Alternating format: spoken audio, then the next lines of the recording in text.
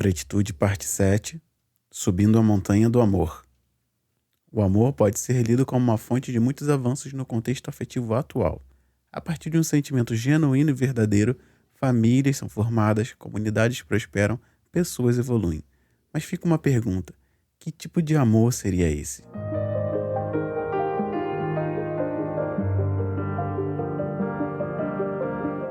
Por muito tempo e durante muito tempo em nossas vidas, a angústia por uma completude que vinha de outra pessoa foi a motivação quase que fisiológica para que fôssemos pessoas melhores ou que nos relacionássemos com pessoas melhores. Sempre houve um ideal de relacionamento que não era avaliado como cabível às personalidades, dinâmicas ou abordagens. Esse amor foi condicionado por regras aprendidas socialmente através de livros, filmes, novelas, revistas e todos os tipos de mídias que criaram um ideal de sentimento que sempre se demonstrava inalcançável, o amor romântico. Mas para falar dele, a gente vai precisar voltar um pouco no tempo agora. Como de costume, para uma crítica bem estruturada aqui no Parentalidade Preta, a gente vai partir de um pensamento ontológico, que quer dizer um pensamento que aborda e questiona as razões do ser, da sua própria subjetividade, da existência, do entendimento. Nada mais adequado ou inadequado do que iniciar a construção pelos raptores da filosofia antiga. A gente vai falar agora de um dos contos mais antigos, o de Orfeu e Eurídice, da mitologia grega.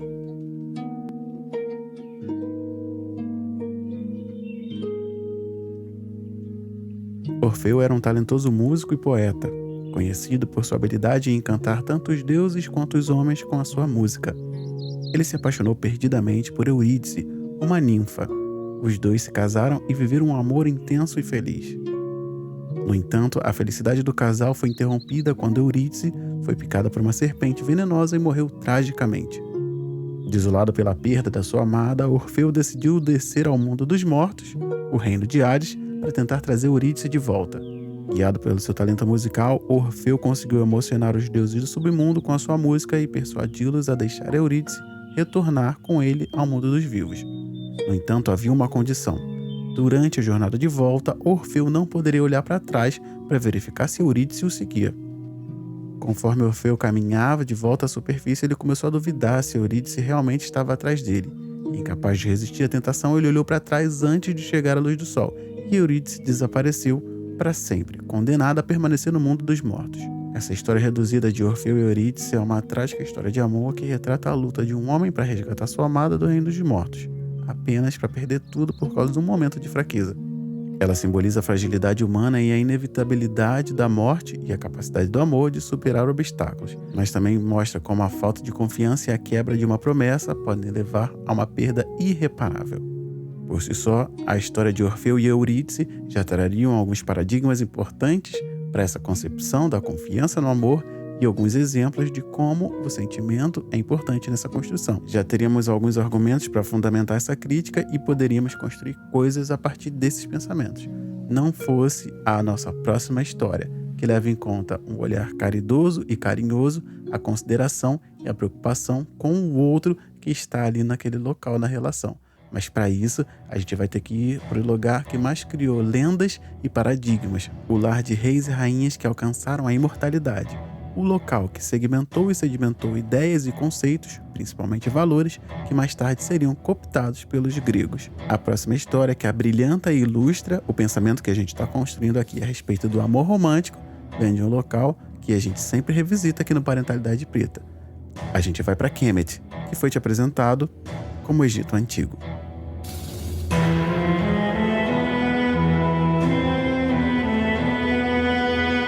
Ptah, o deus criador e patrono da cidade de Mênfis, era reverenciado em Kemet como o artífice divino, o mestre dos ofícios e o senhor da sabedoria.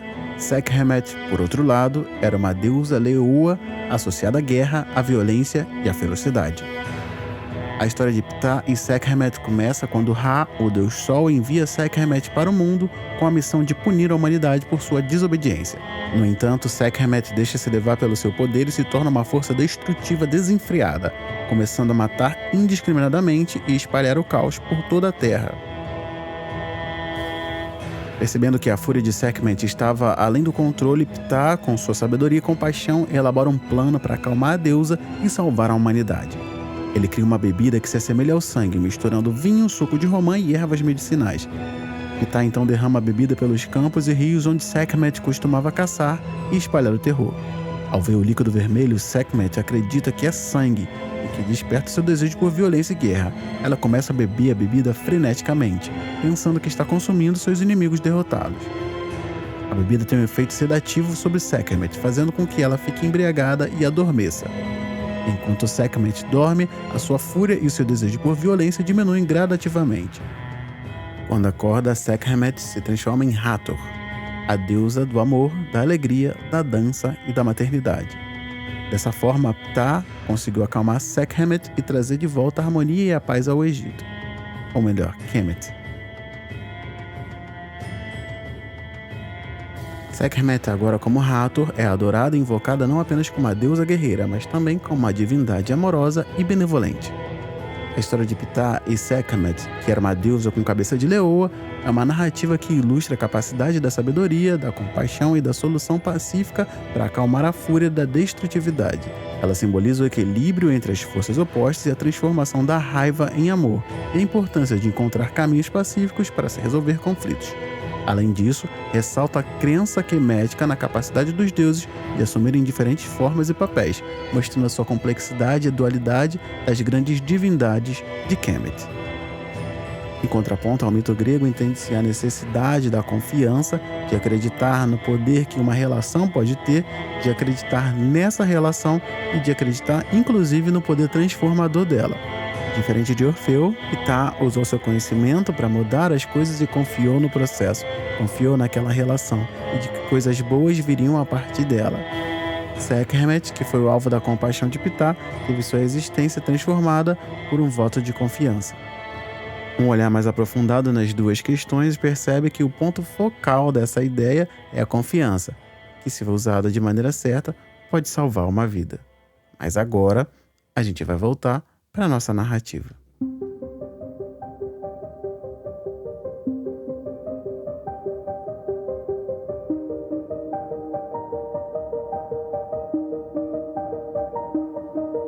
Pensando em uma narrativa temporal, a gente passou pela Idade Antiga, com duas histórias. Focando no amor romântico, a gente tem a história de Orfeu e Eurídice, que trata o amor como uma força poderosa e transformadora, mas que ainda assim sem a confiança destrutiva. A gente não poderia negar a mitologia quemética, que fala do amor como uma força propulsora, assim como o conto de Ísis e Osíris e o de Ptah e Sekhmet, que você acabou de ouvir agora. A poesia lírica e o teatro grego falam da expressa intensidade das paixões amorosas e o sofrimento por causa da separação. Na Idade Média, os trovadores provençais do século XII criaram uma tradição literária que celebrava o amor cortês, uma forma idealizada e platônica de amor entre um cavalheiro e uma dama inacessível. Os trovadores expressavam seus sentimentos através de poesias e canções, enaltecendo a beleza e a virtude da amada. Ainda na Idade Média, a literatura arturiana, representada por obras como A Demanda do Santo Grau e Tristão e Isolda, abordam o amor proibido e trágico. Nessas histórias, os protagonistas enfrentam obstáculos e desafios para viver seu amor, muitas das vezes culminando em finais trágicos. Já no Renascimento, o soneto amoroso ganha destaque com poetas como Petrarca e Shakespeare. Através desses poemas líricos, os escritores expressavam sua paixão intensa e idealizada pela amada. A figura da mulher amada torna-se uma musa inspiradora e exaltada como uma divindade. O amor cortês, que surgiu na Idade Média, é revisitado em obras renascentistas, como Romeu e Julieta de Shakespeare. A peça retrata o amor como uma força capaz de transcender as barreiras sociais, mas que é marcado pela tragédia devido à rivalidade entre as famílias dos amantes. No período clássico, no século XVIII, o romance epistolar, que é um tipo de romance formado por narrativas montadas a partir de cartas, torna-se popular. As Ligações Perigosas, de Choderlos de Laclos, explora as relações amorosas como um jogo de sedução. Através de cartas trocadas entre os personagens, o autor revela um jogo de manipulação e intrigas amorosas. No romantismo brasileiro, autores como Álvares de Azevedo, Casemiro de Abreu e Fagundes Varela exaltam a paixão amorosa como uma experiência avassaladora e trágica. Suas obras relatam o amor como uma força arrebentadora que consome os personagens, levando-os a extremos emocionais e a busca pela realização amorosa, mesmo que isso signifique sacrifícios e consequências trágicas. No realismo brasileiro, um exemplo de abordagem crítica ao amor romântico pode ser encontrado em Dom Casmurro, de Machado de Assis. Nessa obra-prima brasileira, o protagonista Bentinho narra a sua história de amor com Capitu e questiona sua fidelidade. Através de uma perspectiva do marido do personagem, Machado de Assis desconstrói a idealização do amor romântico ao explorar a dúvida e a suspeita de traição. Bentinho, movido pela insegurança e pela obsessão, passa a interpretar cada gesto e olhar de Capitu como indício de sua suposta infidelidade, mesmo sem provas concretas. No movimento literário subsequente, conhecido como naturalismo, um dos autores brasileiros mais representativos é Aloísio Azevedo. A sua obra mais famosa é O Cortiço, que é considerado um marco no naturalismo brasileiro. Ele narra a vida dos moradores de uma ocupação clandestina no Rio de Janeiro, uma favela, um cortiço. Ele explora as condições precárias, a miséria e os instintos humanos mais primitivos. Ele representa os personagens que são o fruto do meio onde eles vivem, sujeitos das influências deterministas e biológicas que moldaram aquele comportamento. No contexto do amor romântico, Aloísio Azevedo aborda as relações amorosas de forma cruel e realista, explorando a luxúria, o adultério e a exploração sexual. Como fruto desse ambiente, seus personagens são movidos pelos desejos carnais e pelas relações de poder, em detrimento do amor romântico idealizado. Ele desafia as convenções sociais e desmistifica a visão romântica do amor, retratando como uma força instintiva e muitas das vezes destrutiva. O movimento literário seguinte já é do século XX, que é o modernismo, e tem como um dos nomes brasileiros que se destaca Manuel Bandeira. Ele destaca a poesia lírica e introspectiva, explora temas como o amor, a melancolia e a fragilidade humana. A sua escrita ela se revela muito sensível e aguçada, alinhada a uma linguagem simples e acessível. Ele também se destaca na sensibilidade de retratar o amor de uma forma singela e cotidiana, valorizando momentos simples e as pequenas alegrias do cotidiano amoroso. Seus poemas são marcados pela musicalidade e pela riqueza de imagens, transmitindo uma profunda sensação de emoção e introspecção. O movimento seguinte do século XX é o surrealismo e tem autores mais famosos no exterior, como o André Breton. Ele explora o amor como uma experiência intensamente emocional, conectada ao inconsciente. Para ele, o amor é relatado como uma força libertadora que transcende as convenções sociais e permite a expressão plena dos desejos e emoções. Já agora, no século XXI, a literatura contemporânea aborda o amor romântico de maneiras diversas. Autores como Chimamanda Ngozi Adichie, Haruki Murakami, Helena Ferrante e Sobon Fusomé exploram diferentes facetas do amor romântico em suas obras. Eles abordam questões de gênero, identidade, sexualidade e poder, apresentando narrativas que desafiam as convenções tradicionais, entre aspas, colonialismo, e buscam novas perspectivas sobre o amor. Só que agora a gente vai ouvir as palavras do nosso convidado a respeito do amor romântico. Para mim é uma construção, né? E o que eu quero dizer com construção?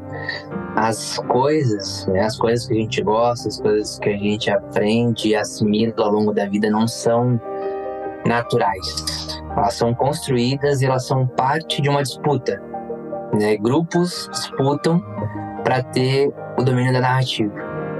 Então, o amor romântico é uma construção que foi resultado de uma disputa. Nós, enquanto sociedade, a gente decidiu, entre aspas, né, porque não foi algo que todo mundo se reuniu, enfim, foi um consenso não discutido de que a nossa referência de amor seria esse amor romântico grego, esse amor romântico eurocêntrico, que é aquele amor dos impulsos, né, da posse de consumir o outro, dos amores que se assemelham muito a quase uma crise de ansiedade, né, frio na barriga, enfim, nervosismo. Todos esses signos, eles são signos desse amor romântico, né? E a gente não se dá conta e não chega a se questionar muito sobre isso, porque é o que a gente aprende, né? É o que a gente aprende como referência, e nossos pais também, de alguma forma, reproduzem esse modelo, e os filmes reproduzem esse modelo, os livros reproduzem esse modelo. Quando a gente vai para a escola, a gente encontra também esse modelo, a gente aprende história, né, sobre esses povos europeus e como também esse amor romântico está permeando ali a questão. Então, o amor romântico para mim é isso, ele é uma construção, e como uma construção ela pode ser destruída ou ressignificada, reconstruída, reformada, né? tenho certeza que a gente chegou num ponto enquanto sociedade que tá incomodando muito. Tá incomodando muito esse amor padronizado, e a gente tem encontrado formas de poder construir para nós formas de amar que caibam para nossa existência, né? É importante deixar claro que não existe um único modelo de amar, né? A gente não troca um pelo outro, né? No mundo ideal, a gente, aliás, cada um encontraria ali a sua forma como funciona para si. Vai ter gente que vai ser monogâmica e é muito feliz sendo monogâmico, tem gente que não monogâmico vai ser, enfim, tem gente que vai adorar relacionamentos extremamente intensos, tem gente que vai preferir um amor mais tranquilo, mas é a possibilidade da gente poder pautar o nosso afeto. Trazer esse tipo de amor pra mesa e fartar-se desse banquete é entender que a gente vai pegar um pouco de tudo, inclusive das coisas que a gente não gosta. Não há problema em se falar do romantismo, não há problema em se ter uma relação romântica. A questão é até onde a gente pode ir para se servir desse amor, até onde a gente se subverte para servir a esse amor. Durante esse mês de junho, a gente questionou o amor romântico para dizer para as pessoas até onde é saudável que elas cheguem para que elas se sintam amadas. Sem começar, é claro, pelo outro, começando por si. E é para isso que esse último programa de junho de 2023 vai te convidar para subir a montanha, construindo uma relação, falando não sobre o amor romântico, mas pelo amor que constrói, aquele que é um projeto em grupo, um projeto mútuo, aquele que tem um propósito e projeta a comunidade para frente. A gente vai falar do amor como um espaço vital de perpetuação da nossa espécie, ainda que ele não seja romântico, porque nós temos um propósito. E hoje, terminando o mês de junho, subindo essa montanha com as mãos dadas, eu quero te fazer novamente uma pergunta. Esse amor que você está sentindo é romântico? E se ele for, será que ele te faz bem?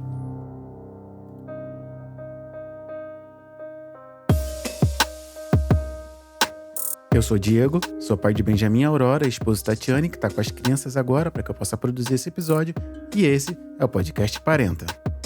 O meu objetivo aqui é segurar na sua mão para que a gente caminhe junto em direção a uma parentalidade preta mais forte, mais potente, que potencialize a nós e as nossas crias. E para isso, a gente vai falar de ancestralidade, pretitude e parentalidades pretas. Esse programa faz parte do universo ainda maior, que se completa e se expande lá no perfil Parentalidade Preta no Instagram. Então, se você tiver alguma coisa daqui que queira levar para lá, é só me procurar, eu estou à disposição. E a minha conversa de hoje é com João Luiz. Eu sou Diego, sou um homem preto de pele não retinta, tô com uma camisa preta, fone preto na minha cabeça, um microfone na minha frente, 2 instrumentos atrás e uma parede branca. Meu nome é João Luiz, eu sou um homem negro de pele não retinta, cabelo crespo, grande, cavanhaque, tô de moletom cinza e tô num ambiente de paredes brancas e uma cama bagunçada. Massa. E quem é o João Luiz que veio conversar com a gente? O João Luiz é um homem de hoje 28 anos que resolveu há 3 anos atrás falar de masculinidades e de relacionamentos, falar de amor e, enfim, é o que a Asa Ingeri chama de um ato político, né? Um ato político poético, eu diria. Fato, massa. Bom, então a gente vai para o intervalo e volta já com essa conversa.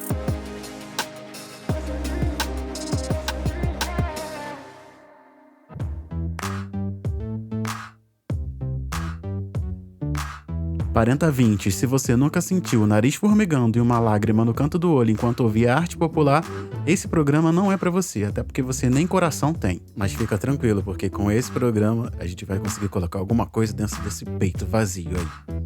Nessa altura do campeonato, eu paro o episódio para fazer um breve intervalo, falar de algumas coisas que estão acontecendo aqui no Parentalidade Preta. E nesse momento, eu preciso falar das pessoas que estão fazendo isso acontecer. Esse grupo de pessoas mantém o Parentalidade Preta no ar com a regularidade e a qualidade dos conteúdos que você consome, inclusive aqui esse podcast. Me ajudam a pagar muitas coisas que fazem com que isso aconteça. E a essas pessoas eu devo agradecer, e o nome delas eu vou falar aqui agora, numa breve lista. E esses nomes são Wesley Ferreira, Rodrigo Vasconcelos, Eric Bernardes, Davi Eleutério, João Okami, Bruna Crioula, Paulo Henrique Ribeiro Lima, Leonardo, Alan Gomes, a Cláudia do Eixo Jética Podcast, a Milena Martins, o Kaique Bernardes, a Tainá Maísa, a Cristiane de Assunção Ferreira, a Mayra Weinstock, o Helder Machado, a Liliane Krug, a Beatriz Luchetti, a Rebeca Hersek, a Paloma Machado, a Áudia Tavares, a Marina França, a Gabriela Barbosa da Silva, a Cleia Gomes, a Jacilene Dias, o Daniel Pinheiro, a Bruna Torres, a Malu Pizarro e ao Léo Sobral. Essas pessoas fazem com que as coisas que acontecem aqui no Parentalidade Preta se concretizem, e a mais nova delas é elas, com suas contribuições, garantiram que pelo menos uma vez por mês a gente tenha um encontro de masculinidades pretas guiado por um profissional de psicologia focado em masculinidades negras. A partir desse momento é real e oficial que todos os meses a gente vai ter a possibilidade de sentar e conversar entre nós, homens pretos, falando sobre masculinidade, com a curadoria e o acompanhamento de um profissional qualificado que tem um enfoque nessa subjetividade. Isso só é possível porque esse grupo de pessoas comprometidas mantém um apoio mensal lá no Apoia-se, onde eu cadastrei uma campanha de financiamento coletivo para que essas coisas possam acontecer. Cada um contribui com o que dá e a gente ajuda muita gente fazendo o que a gente está fazendo por aqui. Agora, a gente vai oferecer suporte emocional especializado com um profissional especializado. E aí você deve estar se perguntando, caramba, como é que isso está acontecendo com uma lista que nem é tão grande assim e já está acontecendo muita coisa? Porque essas pessoas se comprometeram com esse projeto e eu queria te convidar para conhecer ele. Acessando o apoia.se/parenta, você vai saber onde o Parentalidade Preta quer chegar enquanto um projeto global. As primeiras fases desse projeto já estão acontecendo. A primeira delas foi esse podcast continuar acontecendo graças à contribuição dessas pessoas. A segunda fase, estamos montando grupos de masculinidades negras para falar com apoio profissional especializado.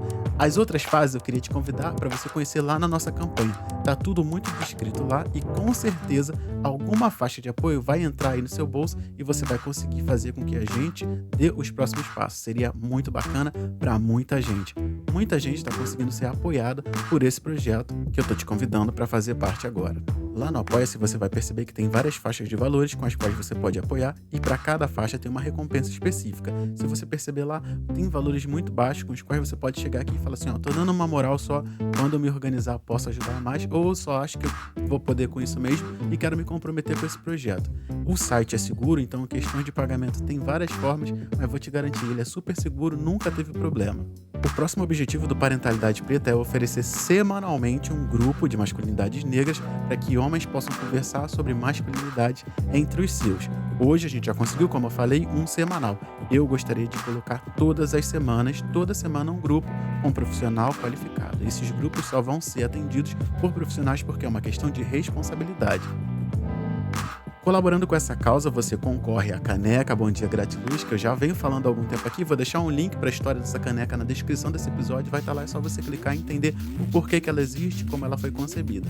Participando lá, você vai conseguir concorrer a essa caneca. A partir de uma certa faixa, você já ganha uma na faixa. É só colaborar e esperar ela chegar na sua casa. E tem outras faixas com as quais você consegue ganhar prêmios ainda melhores. É só você dar uma olhada lá no apoia.se/parenta. Na segunda faixa de apoio, o cafezinho, você já tem acesso à nossa revista eletrônica mensal, que faz uma curadoria de todo o conteúdo, ainda com matérias, um projeto muito bacana voltado para afrocentricidade com crianças, onde você vai apresentar algumas coisas que são importantes para a criação de crianças pretas e crianças não pretas no que é relativo à afrocentricidade, como apresentar as potências do povo preto para essas crianças. Não é um manual antirracista, porque eu não acredito nessa construção. Eu, Diego, não acredito. Eu creio que a gente deve mostrar as potências para que as crianças possam ver que tem muita coisa por trás de cada subjetividade. Então quem apoia a partir do cafezinho já recebe esse conteúdo, quem apoia com as faixas superiores já recebe o acesso a um local onde tem a curadoria de todo o conteúdo exclusivo e estendido. Os materiais que não vão para o ar aqui nesse podcast, inclusive as matérias e os conteúdos que são produzidos somente para essas pessoas. Já adianto, esse projeto sobre afrocentricidade você pode aplicar em casa ou na escola, ele está preparado para isso e ele tem uma página especial com uma curadoria toda pronta para que você possa acessar esses conteúdos de maneira organizada. Se você apoiar a partir do Cantinho do Café, você consegue acessar tudo que é exclusivo num local só, com uma curadoria dedicada para você, um espaço pronto para consulta e consumo. Eu acrescento que todo esse conteúdo está dentro da nossa revista Parentaverso Digital, que sai todo mês para os assinantes e apoiadores do Parentalidade Preta. Acesse lá apoia.se/parenta e você vai entender como fazer parte disso tudo. A trilha sonora já mudou, me estendi aqui para essa maravilhosa que o Castel compôs pra gente, e a gente vai para essa troca maravilhosa com meu amigo João Luiz Marques, aqui no Parentalidade Preta.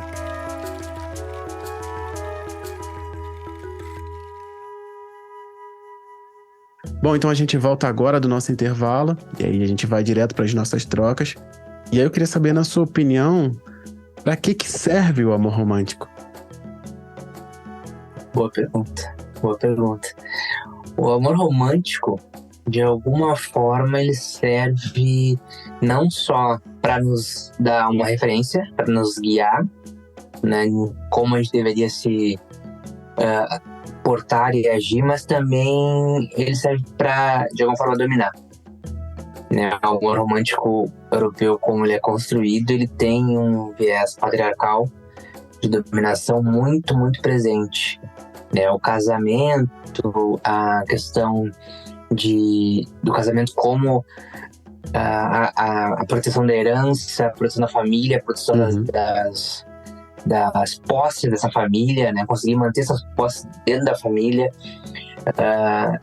essa possibilidade do homem ter uma estrutura social que permite que ele possa dominar e poder ser servido por essa mulher, que ela seja passiva em relação a ele. E acho que sim, acho que é mais nesse sentido, assim, que eu diria. O amor romântico, ele tá ali como um instrumento de controle, né? Um instrumento de... Como é que eu posso definir isso? Ele tá ali como um instrumento que, apesar de a gente não questionar, ele define muito em como as relações vão acontecer. Né? E aí tem certas dinâmicas ali, e aí depende de cada contexto, de cada pessoa, de gênero, sexualidade, vai ter suas diferenças. Sim. Então, a gente poderia dizer que é um instrumento de manutenção também. Com certeza.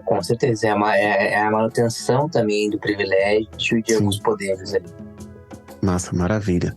Bom, vou para a próxima. Então, eu queria saber se para você somente o sentimento basta, quando a gente fala de afetos, relacionamentos. Já saindo um pouco dessa lógica do amor romântico, mas ainda também sendo influenciado para ele, só sentir, só amar, basta? Não basta. Não é suficiente. Nunca foi suficiente. Mas é como eu tinha dito, né? A gente vai sempre, mesmo que a gente saiba, e eu acho difícil alguém hoje casado ou que more junto acredite realmente que amor é suficiente na convivência, né, no dia a dia. Não sabe que não é. Mas vai tentando se convencer naquilo que consome, nos filmes e livros, que talvez seja possível, e aí a frustração bate de uma maneira incrível, né? Porque diz, cara, só pode ser eu, então eu sou o problema, né? Tem um monte de gente feliz aí, eu vejo no Instagram, um monte de gente que o amor é um negócio que permeia e basta, né? O mundo pode estar pegando fogo ali, a queimar a minha fazenda, mas a gente se ama, então tá tudo certo. E não é bem assim, cara. Precisa de muito mais do que o amor para poder dar certo. A parceria não é só amar o outro, embora seja importante. Mas tem coisas que, por exemplo, a questão financeira sempre é um ponto importante. Sim. Né? É um ponto que bate muito forte, porque na hora que o bicho pega, na hora que a dificuldade aparece, irmão, tu pode ser o casal mais apaixonado do mundo. Tem que resolver a questão. E não vai ser o amor de vocês que vai resolver aquilo. Né? Quando for uma questão que eu vejo muito nas redes sociais hoje, existem mulheres que estão pautando essa questão de que o homem tem que pagar a conta, e alguns homens se colocam nessa posição de pagar a conta.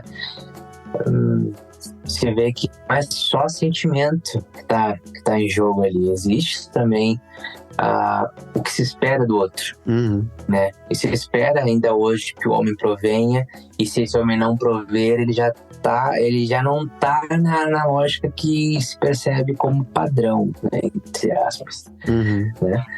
Então aí coisas se quebram, expectativas se quebram, admirações se desfazem só nessa dinâmica, né? Então, por exemplo, outra coisa que eu percebo na criação dos filhos também, o amor não é suficiente, né? Para educar os filhos tem que ter um consenso ali do casal, e nem sempre essa concordância vai existir, mas tem que achar um consenso ali.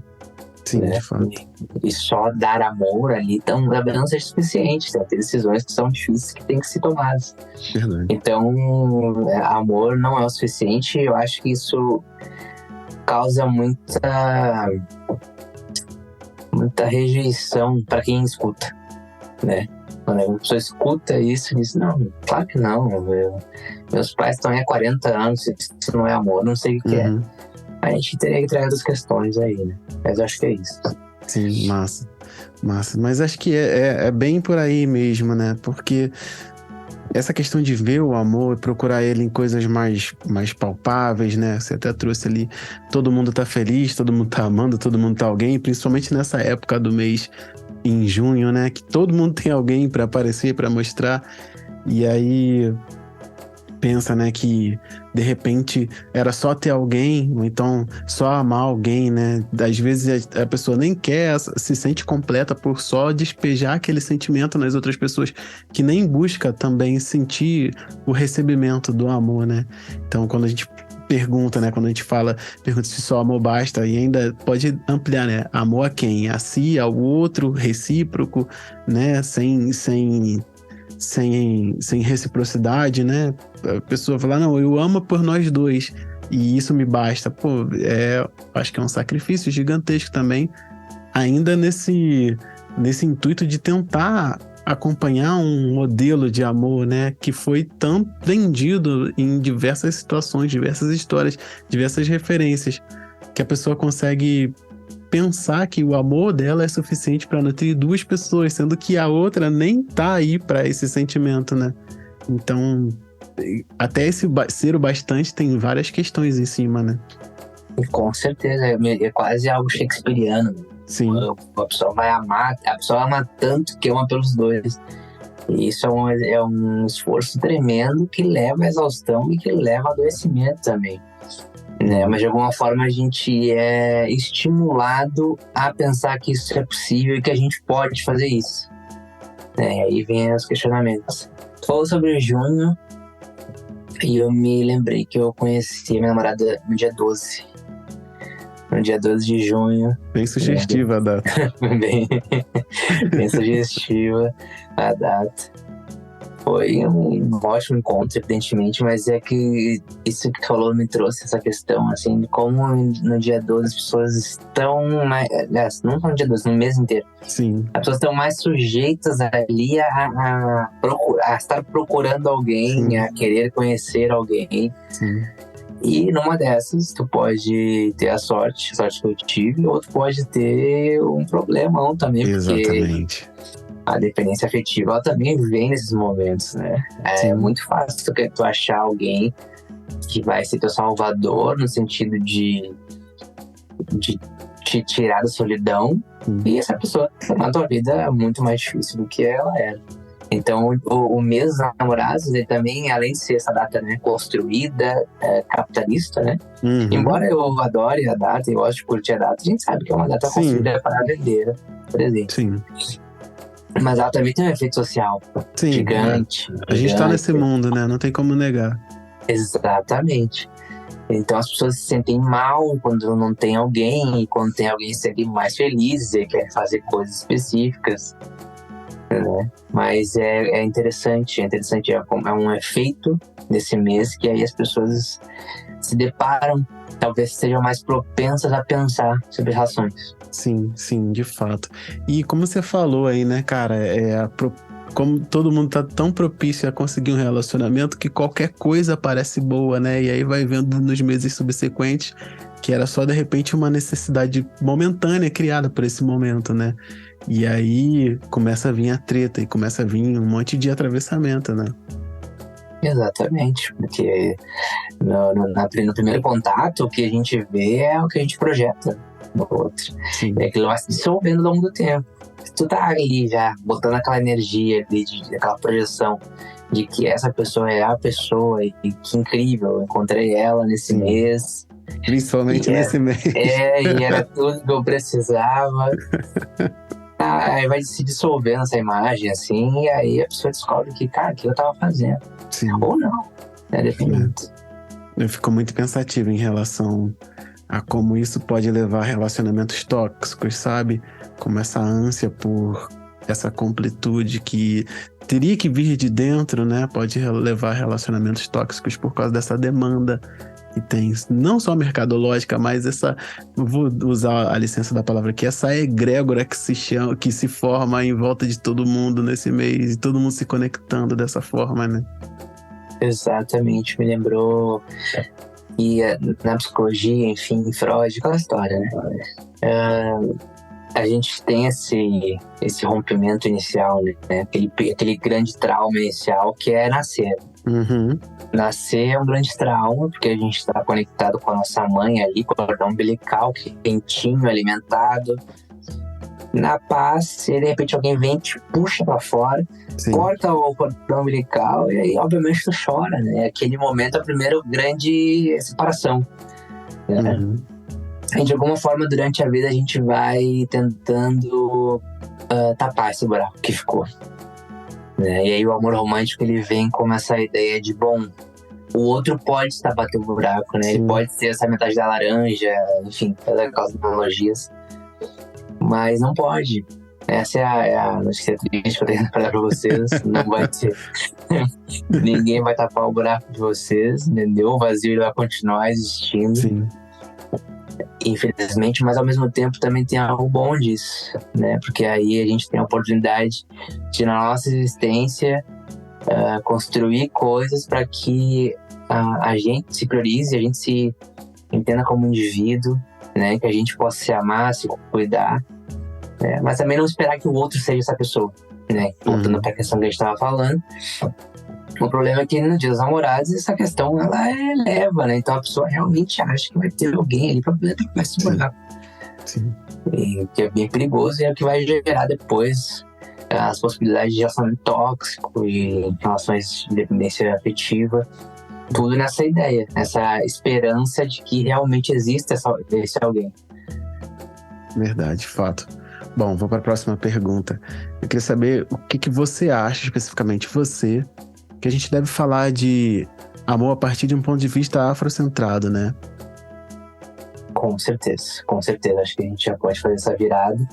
Porque como eu tinha falado anteriormente, como é tudo construção, a gente tem várias construções de amor, né? Um amor afrocentrado, ele vai ter uma outra perspectiva, né? E eu acho que toda vez que a gente fala sobre amor afrocentrado, vem sobre o consommer, né? Vem a espírito da intimidade, que é essencial. Acho que é um dos melhores livros, assim, para alguém que quer entender, para iniciar nessa trajetória, né? De poder pensar um amor afrocentrado. Que é muito importante dizer que, assim, ser duas pessoas negras se relacionando não significa necessariamente que seria afrocentrado, né? Exatamente. Eles teriam que ter toda uma pauta focada nisso, né? A forma de se relacionar focada em afrocentricidade. Sim. As pessoas confundem muito isso, né? As pessoas negras podem namorar do jeito mais europeu possível. Com certeza. Né? Então, o amor afrocentrado, ele não compreende essas lógicas de dominação, né? Não compreende esse amor da intensidade, do consumo do outro, mas uma parceria, né? É uma caminhada, como ela diz, a Somofu, uma subida da montanha que tu sobe junto com a pessoa. E o que se fala muito, né? O que ela fala? Relacionamentos, como a gente pode chamar, europeus, assim, com esse molde europeu, eles começam do topo da montanha. né? Eles começam lá do alto, tá tudo assim tão intenso que já tá lá em cima, não tem construção de nada. E o amor autocentrado compreende que o amor é uma construção, então ele começa da base da montanha. Sim. Tu vai subindo e aprendendo junto com o outro e ajudando um a levantar, e depois tu ajuda tu a levantar, mas sempre em parceria, né? Não tem ninguém à frente ou alguém atrás. Enfim, é uma relação muito mais horizontal também, e eu acho que é muito mais aberta. Ela fala no livro dela, e uma coisa que isso me marcou muito, que ela fala que na tribo d'Ágara tem esse costume de a gente abrir o que a gente tem como questão, o nosso parceiro ou parceira, para as pessoas da comunidade. Então eu não deixo aquilo ficar só entre nós e consumindo, e a gente não tem outras opiniões. A gente partilha com as pessoas que estão ali, as pessoas também dão opinião, é como se todo mundo tivesse partícipe daquela relação de um jeito saudável. Né? Então é uma outra forma de se relacionar, e eu acho que tem tido cada vez mais espaço, tem trazido possibilidade para as pessoas pensarem que, na real, a gente não precisa ir por esse caminho aí, dessa coisa intensa, sabe? Sim. Muito rápida, mas também no sentido de como se as coisas tivessem que estar prontas, né? Sim. E acho que o Instagram ele traz essa referência, né? A gente está sempre vendo casais prontos. Sim. Né? Eu sempre lembro da Thaís Araújo, Lázaro Ramos, que é um casal que a gente tá vendo ali, né? E aí parece que tá tudo certo, e deve estar mesmo, né? Só que aí a gente começa a questionar, o que eles fizeram pra estar naquela posição? Será que eu nunca vou conseguir estar ali? E aí tu vai vendo entrevistas deles, e eles falam que tiveram vários problemas, mas eles resolveram juntos esses problemas, né? Os dois estavam, de fato, ativamente tentando fazer dar certo. E eu acho que essa diferença não é algo que começa de cima para baixo. Não é algo que vai descendo a ladeira, mas é algo que vai subindo a montanha. Verdade. Você falou uma parada aí que eu achei muito importante, muito interessante de frisar, né? Acaba que do ponto de vista de quem observa, tá sempre vendo casais prontos, né? E quando tá transmitindo isso para uma rede social que é feita para imagens, né? E de imagens, é muito fácil se montar esse estereótipo, né? Então vamos tirar uma foto aqui na nossa melhor versão. E tá sempre você, caramba, todo mundo tá na sua melhor versão. Todos os relacionamentos estão em suas melhores versões, porque ninguém tá mostrando a desavença, ninguém tá mostrando a briga, ninguém tá mostrando esse tipo de coisa. Às vezes eu gosto até de remontar essa imagem, né? O casal tá ali num jantar totalmente sem graça, sem assunto, sem nada, sem conexão nenhuma. E vai tirar uma foto, os dois se juntam, riem, parece que estão maravilhosos, e quando passa o momento da foto, eles voltam ao normal.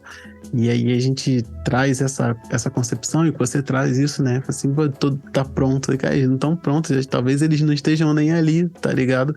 Pra pessoa olhar e falar assim, por que eu não sou assim também?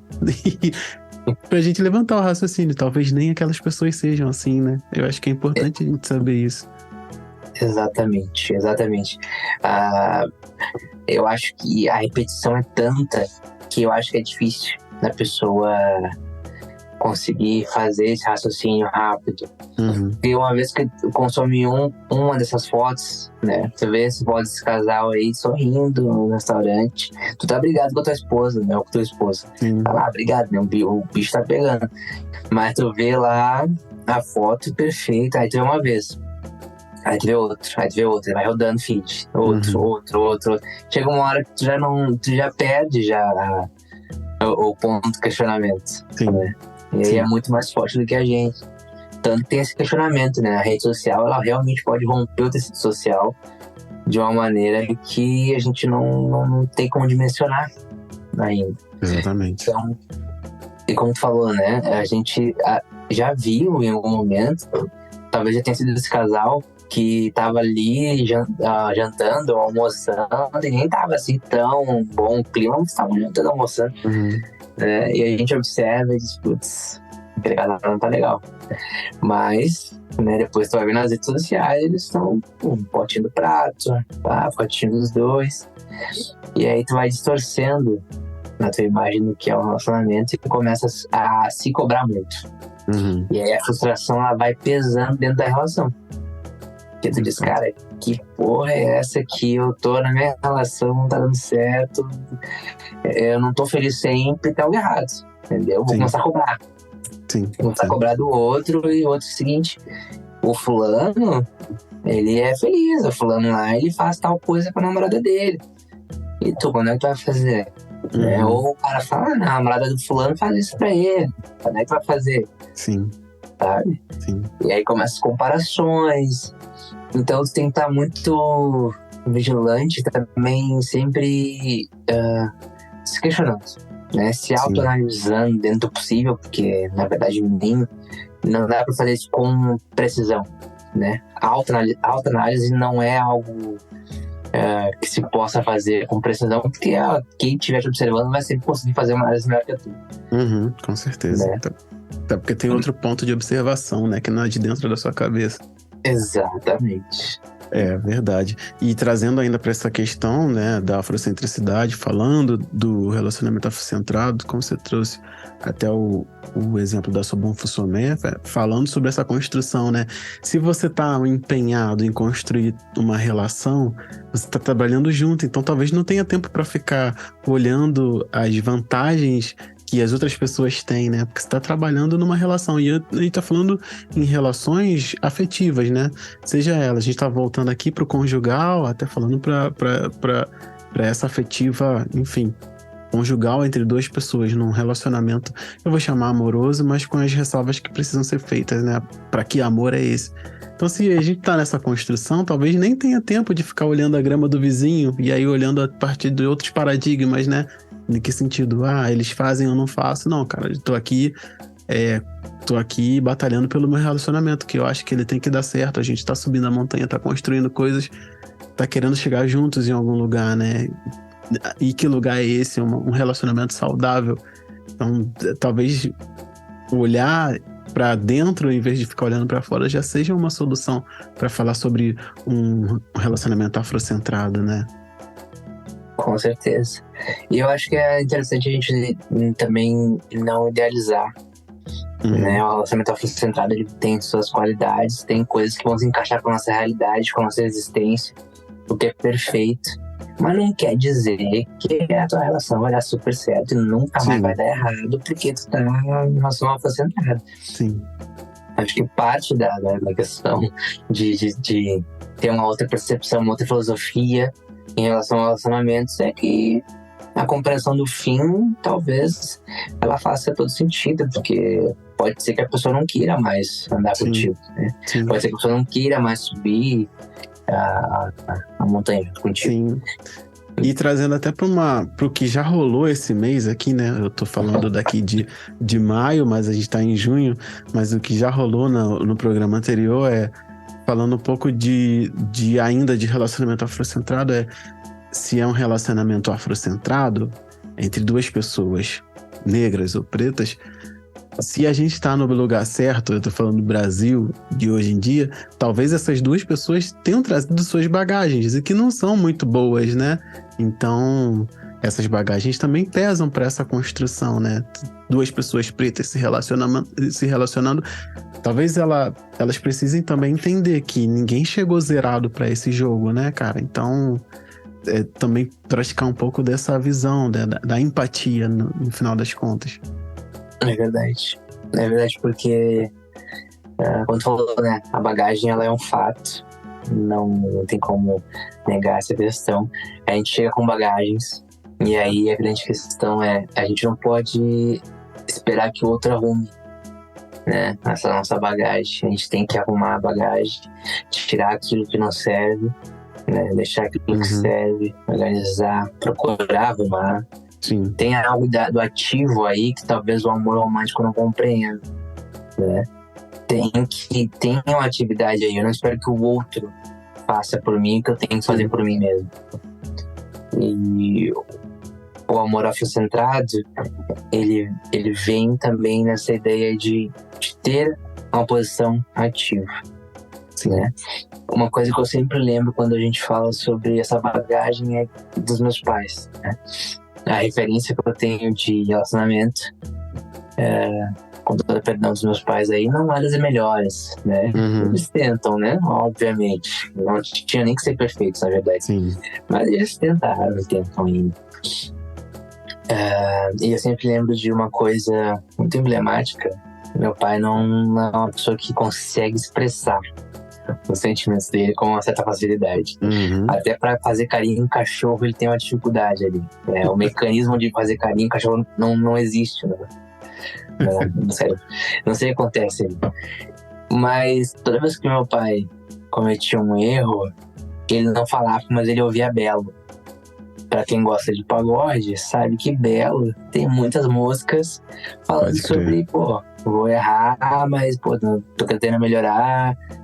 Era sempre uma pegada assim, e aí eu fui começando a anotar e eu percebi que meu pai não tava falando verbalmente, mas ele botava a música, ficava no canto dele e a música tava alta, né? E aí, de alguma forma, ele tava expressando ali o que ele queria dizer. Claro, isso não era muito funcional, mas... mas, enfim, são essas pequenas coisas, assim. Talvez fosse a ferramenta que ele tivesse, né? Exato. Eu, depois, mais velho, comecei a compreender que era a ferramenta que ele tinha, assim, pra encontrar de poder pedir desculpas, ou sei lá, falar o que ele estava sentindo, de como ele tinha aprendido, porque ele também veio de uma relação, né, dos pais dele, enfim, que eu venho herdando e vou tentando fazer diferente, mas também são resultados. Eu achei bacana, assim, você ter trazido isso, porque isso também remonta, né? Eu vou até pedir licença para entrar nessa história, para essa troca aqui. Isso até remonta a falta de ferramentas, né? Que hoje em dia pode ser muito vista com outros olhos, até muito mais cruéis e severos, né? A gente tá falando de um homem de uma geração anterior, que nem é tão perto da gente, né? Tô falando do seu pai. E ele tentando achar um jeito de se comunicar. E muita gente vai assim, muita gente deve pensar ou falar, mas era só chegar e falar, ainda mais alguns olhares mais aguerridos. Mas cara, não é romantizando isso de forma alguma, porque a gente acredita na comunicação, né? Senão a gente não tava nem conversando aqui. Mas o que será que ele não teve que ir despindo-se de si para que ele tivesse que colocar? E principalmente depois, né? Pensando aqui, todo mundo já tinha entendido qual é a dinâmica dele, assim, eu vou ter que botar lá o Belo também de novo, agora todo mundo sabe que se eu botar é porque eu já tô voltando atrás. Então, eu acho que de repente dentro de um certo ponto, até a mesma dificuldade de botar o Belo ele deveria ter para falar. Então, não, vou botar aqui porque eu fiz besteira e eu vou ter que voltar atrás, dar um braço a torcer, me vulnerabilizar. O pessoal vai entender que eu tô botando, né? E não é nem ele botar, é saber que as pessoas sabem o porquê dele tá botando, sabe? E aí eu queria trazer isso para essa comunicação, né? Dentro dessa conversa que a gente tá tendo, de como é difícil, às vezes, transpor a barreira que a gente tem dentro da gente mesmo para admitir um erro, propor um acerto, trazer outras coisas, e como que talvez os paradigmas ou os modelos que a gente vem seguindo talvez também possam impedir isso, né? De a pessoa não poder nem pedir desculpa, porque já sabe que fez errado e não poderia errar naquela relação, né? Eu acho interessante de pensar nisso com essa construção que você trouxe aí de seu pai. Pois é, meu pai tem dessas pérolas dele, mas que eu fui observando e concordo muito contigo. São instrumentos, né? São ferramentas. E eu sei da história do meu pai, enfim, é até interessante contar um pouco, mas aí teria que ter um outro episódio. Mas eu sei que meu pai passou por muita coisa, né? Ele precisou bloquear muita coisa para poder chegar até aqui. Então, esse é uma parcela, né? Essa questão da música do Belo é uma parcela. Ele tentou achar uma forma ali, porque olha o que ele tinha naquele momento. né? E com o tempo ele foi melhorando nesse sentido. Acho que melhorando não é a palavra correta, mas ele foi se apropriando de outras ferramentas. Sim, massa. Né? Foi conseguindo se expressar um pouquinho mais ali, um pouquinho aqui, enfim. Mas quando eu era mais novo, ele tinha esse costume, o que me motivou até a pensar em escrever sobre isso, fazer um TCC sobre isso. Legal. Porque tem algo do inconsciente dele ali. Porque as letras sempre tinham a ver com o que estava acontecendo.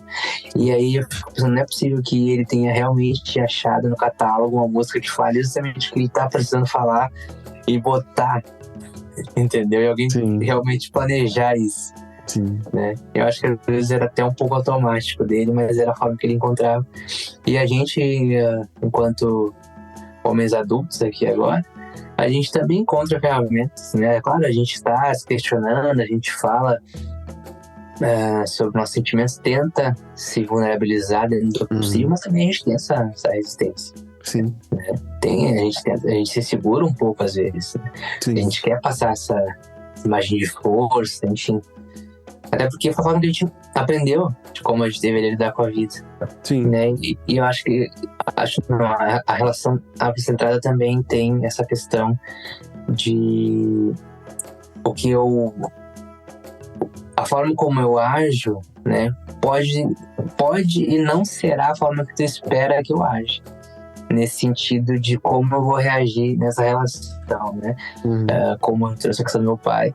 Pode ser que minha mãe esperasse que ele fosse sentar com ela e conversar com ela, mas a ferramenta que ele tinha era essa e vice-versa. E talvez hoje muitas pessoas esperem de homens negros e talvez homens negros de mulheres negras, né, um ideal de como as pessoas deveriam se portar, e a gente está tentando criar aqui agora ferramentas. Sim, né? Ir para um passo além da música do Belo, ir para uma coisa mais, como é que posso dizer, de mais abertura, né? Sim. Tentar se abrir mais. Massa. Então, tem tudo a ver, assim. A gente espera muito do outro, mas o que a gente gostaria que fosse. E geralmente não vai ser. Sim. A maldita expectativa, né, cara? Maldita. Nessa altura do campeonato, eu perguntei a João, na opinião dele, como é que o povo preto deveria falar sobre o amor preto e se a gente está fazendo isso da maneira certa. E a resposta para isso você encontra lá no Cantinho do Café, o conteúdo exclusivo do Parentalidade Preta. Muita coisa acaba saindo do sentimento, né? Quando a gente acaba levando tudo pro material. Então, a gente tem alguns níveis de conexão, afetos mais carnais, mais sensoriais, outros mais espirituais, mais subjetivos. E eu queria trazer um pouco para fora dessa ideia, que é a ideia, para fora desse pensamento e trazer o corpo, né? Se ele é primordial, eu queria saber se ele é primordial para essa troca, se ele não é, dentro do seu ponto de vista e até de como você constrói as trocas que você propõe, se somente ser uma coisa carnal é suficiente, né? Qual que você acredita que é o papel do corpo nessa relação, trazendo para uma questão mais tátil, né? Qual é o papel do corpo na relação? Qual é o papel do corpo no amor? Em qualquer que ele seja, né? Do material nisso tudo. Ser carnal, né? Ser uma relação apenas carnal pode funcionar para contextos específicos, né? Vai depender muito dessa pessoa ali. Pode ser que funcione, eu acho que pode ser prazeroso, mas eu acho que quando a gente está falando de pessoas negras, a gente tem uma questão aí muito sensível da hipersexualização, né? A gente já se colocar como corpos sexuais, e para a relação carnal, que a gente pode acabar se furtando em cair de novo nessa lógica, né? Uma lógica colonial, uma lógica de bom, meu corpo serve para isso, vou me orgulhar disso e vou achar interessante quando as pessoas reforçarem isso para mim.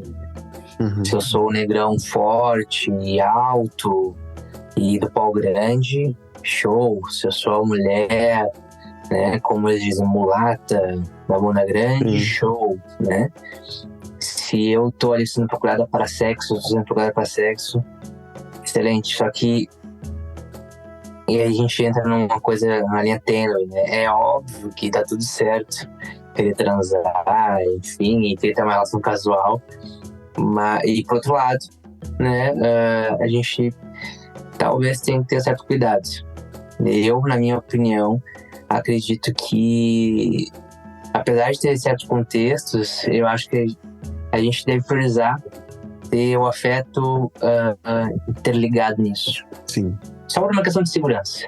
Né? Só por uma questão de um bote salva-vidas ali. Nossa, essa palavra foi, acho que, a mais acertada para isso. Questão de segurança, né, cara? Considerar que também tem uma pessoa ali dentro daquele corpo, né?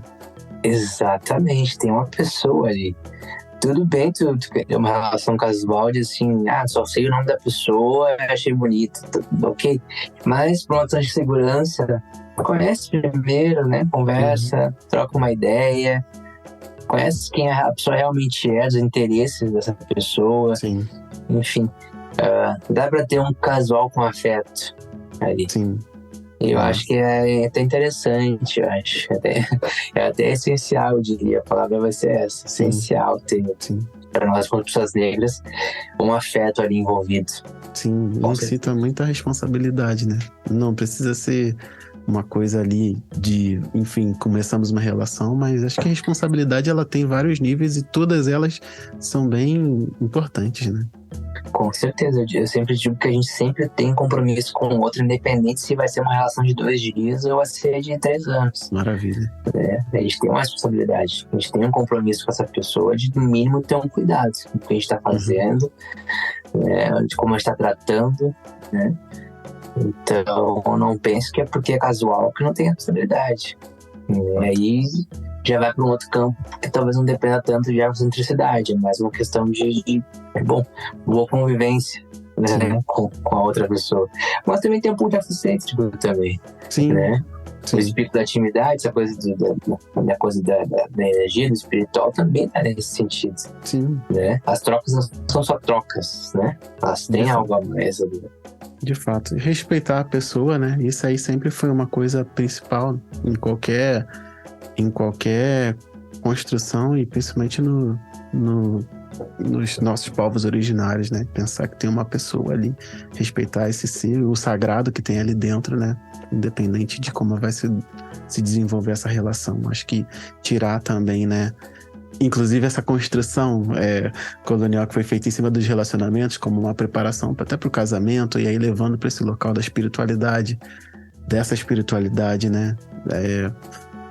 Aquilo ali vai ser o sagrado, né? A sagrada família vai se formar a partir desse relacionamento e talvez não, né? Talvez não seja, talvez seja somente uma relação e resgatar esse sagrado de uma forma mais leal, digamos assim. Que sagrado é esse? A energia espiritual de uma pessoa que está aqui nesse mundo e precisa ser respeitada só a partir da sinceridade, sabe? Só quero isso aqui. Já respeitou, sabe? Eu acho que é bem por aí. É bem isso. É ser claro no que tu quer. É saber o que tu quer também, é muito importante. Sim. As pessoas não sabem muito bem o que elas querem e aí elas vão envolvendo outras pessoas numa confusão tremenda. Nossa. Né? E aí ter essa responsabilidade, ela é importante, assim. Acho que primeiro, antes de tu procurar alguém, tu precisa saber quem tu é preciso saber, preciso se amar primeiro para poder amar alguém, né? Eu acho que muitas pessoas não têm essa compreensão. As pessoas já vão querendo amar alguém, mas às vezes não se amam. É verdade. E para amar alguém, a gente, como falou, né, essa coisa de conhecer o outro, o sagrado que tá ali, não no sentido sagrado masculino, essas coisas que são coisas ressignificadas, eurocêntricas, né? É no sentido de reconhecer a experiência, reconhecer o incrível que é aquilo. Tá com uma outra pessoa que tu acabou de conhecer ou conhece de algum tempo. Sim. Essa pessoa tem toda uma vida, né? Todo um contexto que tu nunca talvez teria conhecido se não tivesse encontrado essa pessoa. Independente do tempo que tu vai estar com ela, precisa honrar isso, que essa pessoa vai voltar, né, pro lugar dela, se for o caso, ou tu vai ser convidado a acessar o lugar dela, né? Sim, Que é um alto grau de intimidade. exatamente. Então, quando tu já parte desse princípio, é muito natural. O respeito, o cuidado e o envolvimento. Massa, maravilha. Bom, a gente começou a entrar por esse campo, né? E aí, remontando um pouco do que a gente vem fazendo ao longo dessa temporada no Parentalidade Preta, trazendo essas influências coloniais para os atravessamentos que nos passam e trazendo isso para as relações, né? De como tudo tende a ser formatado nessa época e nessas épocas. Eu queria saber de você, dentro do seu ponto de vista, uma opinião pessoal sua, se a gente pode dizer que o colonialismo, como essa instituição que já ditou como a gente deveria pensar, se comportar, se a gente era a gente ou não, inclusive, como é que esse colonialismo, ou melhor, se o colonialismo, ele é o principal mal que atravessa esse sentimento que é o amor, sabe? Para longe de ser romântico ou não. Queria saber se, na sua opinião, qual é a influência dele nisso tudo? Como você bem sabe, essa é a crítica dessa segunda temporada, a função do colonialismo nos atravessamentos que nos regem. E a resposta para isso você vai encontrar lá no Cantinho do Café. A gente já veio desenvolvendo, né, essa questão para as gerações futuras. Eu queria saber de você, na sua opinião ainda, né? Logicamente que é tudo sobre a sua opinião nessa troca, para a gente expandir um pouco as opiniões. Eu queria saber o que você acha que deveria ser contado sobre o amor romântico, né? E pro amor em si, né? Que crítica a gente poderia levar para as nossas crias, para as crianças, para os que vêm aí a respeito desse amor ou de outros amores? O que traduzindo para alguma coisa um pouco mais palatável para o infantil, o que você acha que a gente deveria levar para frente? A gente já até falou um pouco agora, mas queria que você desenvolvesse um pouquinho mais. Eu fico pensando sempre, quando a gente tá falando das crianças, de poder estar com elas quando essas referências chegarem. E aí elas chegam muito cedo com os filmes, principalmente. Uhum. Né? E aí tem aquele introdução básica, né? De como se constrói a ideia do amor nesses filmes, que hoje já está se repensando e já são feitos de forma diferente. Já se fala hoje de relacionamento entre irmãs, no sentido de amor entre irmãs, né? Acho que é o Frozen que tem isso, né? Não é sobre um cara, né? É sobre duas irmãs e a relação familiar delas. Sim. Né? Mas estar com essas crianças e poder desenvolver com elas essa conversa, né? Quando elas estiverem recebendo essa referência, dizer, filha, estão vendo isso aqui, mas não necessariamente vocês precisam, né, futuramente ter relações dessa forma, né? Não é só assim que as pessoas se relacionam. Se relacionar de uma forma intensa, como se só houvesse uma única pessoa e essa pessoa vai te preencher, isso não existe, não faz sentido, né? Quando na escola, talvez ter as primeiras dinâmicas e talvez ter aquela coisa dos namoradinhos, né, no sentido quase lúdico da coisa, assim, uma coisa meio platônica, assim, poder estar junto, poder explicar que aquilo, poder desenvolver isso dizendo é interessante que tu goste de alguém, que tu tenha um sentimento bom, né, mas essa pessoa, ela não necessariamente tem a obrigação de sentir o mesmo que tu. Pra ti como homem, ela não necessariamente te deve algo, né? Por ser mulher, no caso de uma relação heterossexual, né? A gente não deve também estimular certos comportamentos que acontecem muito na infância, que as meninas geralmente são estimuladas para serem no sentido assim, elas estão para o menino, né? Então o menino, que aí quando aquela situação clássica do parquinho, né? O menino tem uma menina, tem uma menininha, aí os pais já querem fazer uma brincadeira, um casal, aí manda o menino beijar a menina. Mas quem é que diz que a menina quer beijar? Quer ser beijada, no caso, né? E a gente vai estimulando que o menino pode e tem direito ao acesso ao corpo da mulher. Sim. Né? E a mulher essa mulher vai aprendendo que ela, se ela não der esse acesso, ela vai estar frustrando alguém. né? Ou se frustrando, enfim. Então são as pequenas dinâmicas ali do dia a dia de uma pracinha que podem fazer toda a diferença. Nossa. Né? Não estimular esse tipo de dinâmica que é esse amor romântico europeu. Sim. Né? Que vem dessa coisa patriarcal, da criação e da reprodução disso. Sim. Enfim, é estar junto ali, mas também é importante compreender que é um trabalho contínuo. Sim. Não tem um ponto final, porque, como eu falei, tu ensina aqui na tua casa hoje, na escola vai acontecer outra coisa. Então tu vai estar sempre nesse jogo. Verdade. Não, acho que o exemplo que você trouxe aí é muito bom, né? Para um início de construção, né? De sempre estar pensando essas dinâmicas relacionais, né? E se pegar, se policiando. Pô, será que isso aqui é legal de fazer? Será que esse comportamento aqui é bom de estimular? Será que... Eu acho que todo mundo, principalmente essa geração que ouve o Parentalidade Preta, que consome a gente, né? Praticamente a mesma faixa etária, já teve essa situação de, inclusive no trato com a família ali, de vai lá, fala com fulana, vai lá, chega perto de fulano, deixa ele não sei o que, pegar no seu braço, não sei o que, deixa de ser chata, ele só quer falar com você, sabe? Esse tipo de coisa, e já coloca essa dinâmica, já vai incutindo na cabeça da criança que sequer queria aquilo, né, às vezes. Exatamente. Vai se ter uma cobrança maior dessa menina que talvez não tenha pra esse menino. Né? O menino talvez não seja cobrado pra dialogar com o tio, sei lá, com quem ele nem só viu uma vez, né? Sim. Então vai ensinando também que, enfim, acho que é muito importante com a menina, né? Tu vai ensinando pra ela a possibilidade de dizer não, né? De poder botar limites, né? Isso é essencial, assim, e é uma coisa que a gente faz na base para depois ter uma mulher adulta que vai ter isso com muito mais clareza, né? E que vai ter muito mais facilidade para desenvolver isso do que a gente quando chega na vida adulta e que tem que se deparar com isso. Sim, não é um exercício, né? Que a gente precisa praticar bastante, né? Todos os dias. Pode crer. Falar não é um grande lance. Muitas pessoas têm dificuldade tremenda de falar. Nossa, opa!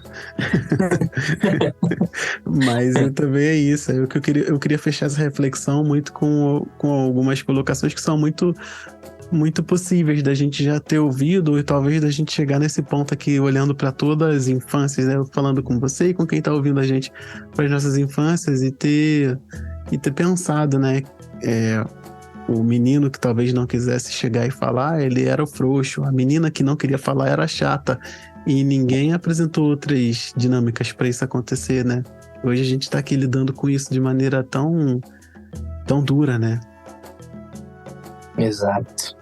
Eu, quando era mais novo, minha avó me chamava de bicho do mato. Porque eu não queria falar com ninguém, queria ficar no meu canto. O que posteriormente, depois quando eu fiquei adolescente, também isso ficou realmente, eu tinha realmente essa timidez, mas depois eu fui desenvolvendo, assim. E aí eu descobri que quando eu era muito mais novo, eu era bem extrovertido. Não sei o que aconteceu ali, eu acho que eu sei, né? Chama-se sociedade, chama-se racismo. Convívio social, racismo. Convívio social. Traumas familiares, esse tipo de coisa. Essa coisinha aí. E aí eu descobrindo que eu tinha muita extroversão, na verdade, né? E que tinha outras coisas ali, naquele contexto, que me tiravam essa extroversão. E talvez lá atrás, nessa dinâmica do bicho do mato, minha avó ali falava que era bicho do mato, talvez eu tivesse já ressignificado muito antes, assim. Sim. Porque a gente não sabe, né? O que fizeram com a gente às vezes. Exatamente, e é bom a terapia vir nesse viés, né, da gente poder reacessar, né, revisitar esses momentos, né, e poder entender, olha só como já tinha lá atrás sinais do que está acontecendo hoje, né, e aí tu, né, falando de parentalidade, também... ao se questionar e ao se analisar também poder ter todo um outro olhar para a criação com teu filho ou com a tua filha, né? Um olhar diferente, porque tu vai estar sempre te questionando e analisando, teve isso na infância, eu posso fazer diferente, posso trazer uma outra opção para o meu filho, né? Eu posso trazer uma outra possibilidade para ele se relacionar com o mundo que não seja de uma forma dominante. É claro que ele pode ser líder, né? Claro que ele pode ter uma posição ativa, mas dominante não no sentido ruim, né? No sentido bom, né? De uma pessoa que tem uma postura. Né? E isso tudo é das dinâmicas, né? Tudo da relação. Fato. Bom, a gente vai pro intervalo rapidinho agora e a gente já volta.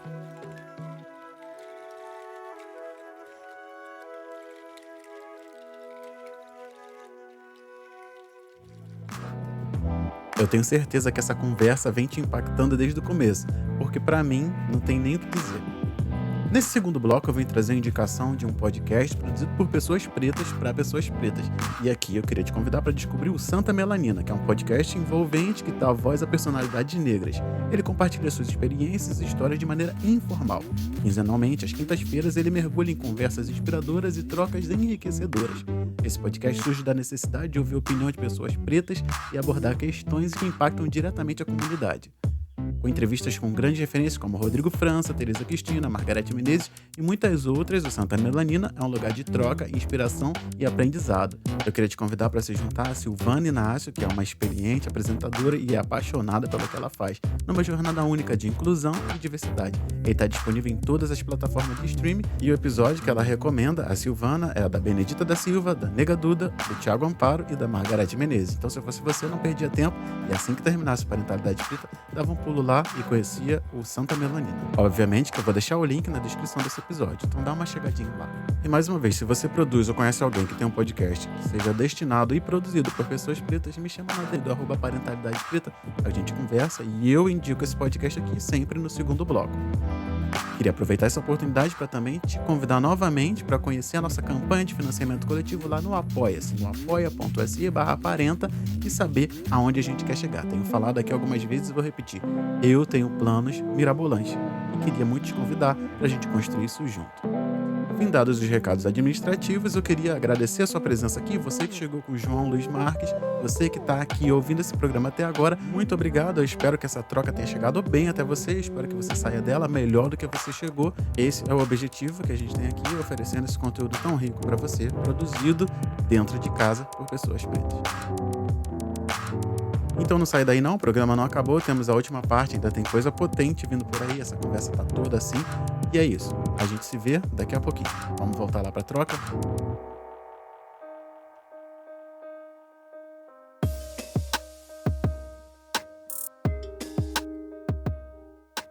Bom, e a gente volta agora do nosso segundo intervalo.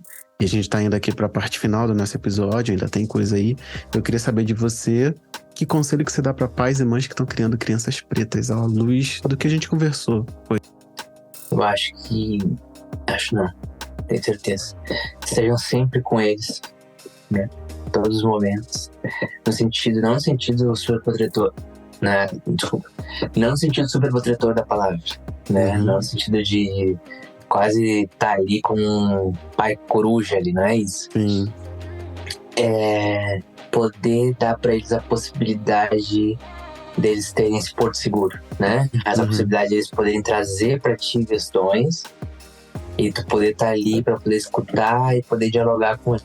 Porque muitos de nós, a gente teve na nossa infância esses momentos e a gente se encontrou sozinho, né? A gente se encontrou sem essa possibilidade, mas por várias questões. Às vezes nossos pais estavam trabalhando em horas exaustivas para poder dar pra gente uma condição de vida e eles não tinham como mesmo, né? Questão de repertório também. Mas se a gente tem essa possibilidade hoje, acho que é extremamente essencial. Assim, quanto mais a gente estiver próximo, poder acolher, né? Poder conversar, poder trazer novas formas de estar, né? E ser naquele momento da infância que tudo é novo, tudo é uma descoberta, né? E o racismo vai aparecer, o racismo vai ser um elemento, isso é um fato, mas ele sabendo que ele tem um porto seguro em casa, isso faz toda a diferença. Fato, verdade. E eu perguntei ao João qual seria o conselho que ele daria para crianças pretas. E essa resposta você encontra lá no Cantinho do Café. Então a gente vai agora para nossa despedida. Eu queria que você falasse um pouquinho do que você faz para quem não te conhece e o que quem não te conhece encontra quando te encontrar lá no seu perfil e nas iniciativas nas quais você atua. Perfeito. Como eu falei, meu nome é João Luiz, eu sou estudante de psicologia. Eu pulei umas etapas ali e resolvi já falar sobre o que eu estudo antes de já me formar. Eu falo sobre masculinidades, sobre relacionamentos. Então, quando vocês acessarem o perfil, vocês vão perceber que eu estou sempre falando sobre isso em vídeo e em texto. Também palestro sobre isso, principalmente sobre masculinidade e saúde do homem. Acho que também é algo super importante que dá para pautar em outros momentos. Mas em resumo é isso, vocês vão encontrar um homem negro falando sobre amor, falando sobre ele mesmo e sobre um mundo melhor, uma projeção de um mundo melhor. Maravilha. Bom, João, eu queria te agradecer. Agora a gente está chegando no final de fato. Queria agradecer por essa troca. Eu particularmente, quando você falou que eu espero de coração que as trocas que a gente realizou aqui durante o mês de junho tenham acrescentado alguma coisa no seu pensamento. Todas elas foram entregues de coração aberto. Elas foram passadas aqui com o intuito da gente expandir o pensamento, melhorar as nossas cosmovisões, os nossos pensamentos a respeito do nosso mundo de uma maneira geral, claro, com viés racializado. Você que chegou aqui esse mês, muito obrigado, espero que você fique aqui. Se você ainda não consumiu tudo que tem para consumir, pode voltar, o feed tá à vontade, consuma sem moderação. E mês que vem a gente volta com 2 temas e com 2 novas abordagens. A gente se vê lá. Esse programa só foi possível graças à minha esposa Tatiane, que segurou a onda com as crianças para que eu pudesse pesquisar, roteirizar, entrevistar a pessoa que veio falar conosco, criar a introdução, redigir, gravar, editar, juntar tudo aqui nesse programa, produzir, divulgar e fazer com que ele chegasse aos teus ouvidos. Sem o apoio do Cantinho do Café, esse projeto não seria mais possível. E sem a sua audiência, ele não faria sentido. Então, muito obrigado e até a próxima.